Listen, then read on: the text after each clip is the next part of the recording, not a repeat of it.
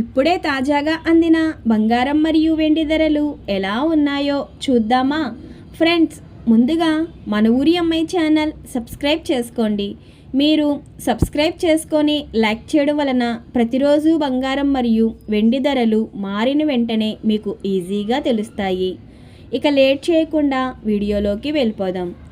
ఈరోజు బంగారం మరియు వెండి ధరలు ఇలా ఉన్నాయి. 22 క్యారెట్ల 1 గ్రాము బంగారం ధర 14,025 రూపాయలు సేల్ అవుతుంది.